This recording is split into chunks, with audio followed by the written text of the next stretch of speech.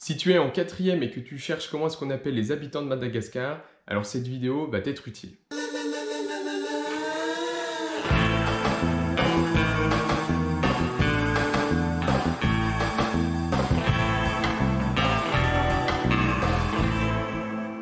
Bonjour à tous, aujourd'hui je reprends avec vous le thème de la colonisation menée par les Européens au XIXe siècle. À travers l'exemple de Madagascar, le but étant que vous soyez capable de raconter la colonisation de cette île par les Français dans les années 1880-1890. Alors la colonisation, c'est un thème que vous avez déjà abordé, en 5e notamment, avec le début des empires coloniaux suite à la découverte et à la conquête de l'Amérique, et en début de 4e, avec le développement du commerce et de la traite négrière au XVIIIe siècle dans les différentes régions du monde. La colonisation a donc commencé déjà depuis un petit bout de temps, mais elle connaît une grande accélération au XIXe siècle. La colonisation accélère notamment à cause de l'industrialisation que connaissent les sociétés européennes à cette époque.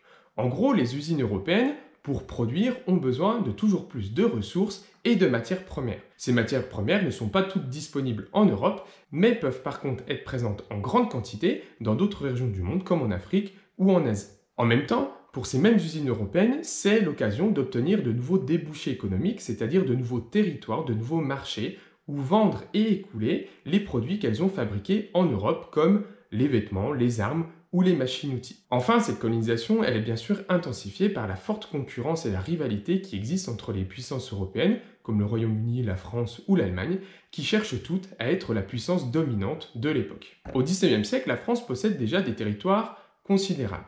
Mais elle décide de renforcer ses positions dans l'océan Indien en s'emparant de Madagascar. Madagascar, pour se situer, c'est une île un peu moins grande que la France qui se situe au sud-est de l'Afrique et qui a l'avantage d'avoir une position clé, une position stratégique, puisqu'elle est située le long des routes maritimes qui passent par le sud de l'Afrique en direction de l'Asie à travers l'océan Indien. En gros, ce serait une bonne idée d'y installer des ports pour la marine marchande française et en même temps des bases militaires navales pour la marine militaire française. En même temps, le climat de l'île est très favorable à l'agriculture et l'île possède d'importantes ressources en minerais et en métaux précieux. Alors bien sûr, Madagascar n'est pas une île déserte. Ses habitants et les territoires sont déjà sous la souveraineté de quelqu'un, la reine Ranavalo III. Pour s'emparer de l'île, les Français optent donc premièrement pour la méthode douce. Ils proposent à la reine malgache un protectorat. Officiellement, la reine reste en place et reste la souveraine de l'île, mais est sous la protection bienveillante de la France. Officieusement, ça veut dire que la reine peut rester en place, mais évidemment, elle a intérêt d'être très sage et surtout d'obéir aux Français si elle veut rester reine de Madagascar. Pas folle, la reine malgache refuse le protectorat, et donc la France opte pour la deuxième solution, la manière forte. Elle envoie donc un corps expéditionnaire militaire pour entamer la conquête de l'île.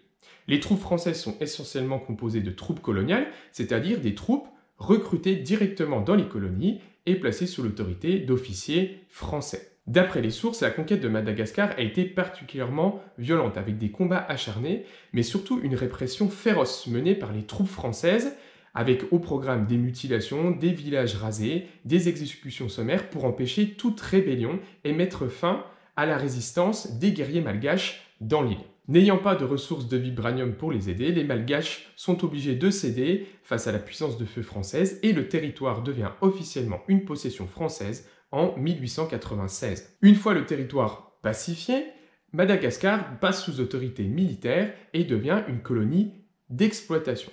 C'est-à-dire que les Français vont aménager l'île en faisant construire des voies de chemin de fer, des ponts, des routes pour y exploiter ses ressources. Ils développent donc l'agriculture, avec notamment la culture du riz, la culture du café, la culture de la canne à sucre, et exploitent intensivement les mines, notamment les mines de graphite que l'on trouve en quantité importante. Pour ce qui est de la main-d'œuvre, pas besoin de chercher bien loin, les Français exploitent les Malgaches et les soumettent aux travaux forcés. Les Malgaches sont donc obligés et contraints de travailler gratuitement sous les ordres des contremaîtres européens. Je vous rappelle que l'esclavage a été officiellement aboli dans les colonies françaises en 1848, mais la situation des Malgaches soumis aux travaux forcés n'est pas très différente et n'est pas plus enviable que ce qui se passait auparavant. Alors la colonisation de Madagascar et des autres territoires colonisés d'ailleurs n'a pas qu'une dimension économique, elle a aussi une dimension culturelle. En effet, à cette époque, beaucoup de dirigeants français, c'est une pensée dominante, sont persuadés que les Européens sont supérieurs aux autres peuples et qu'ils ont le devoir de civiliser le reste de la planète.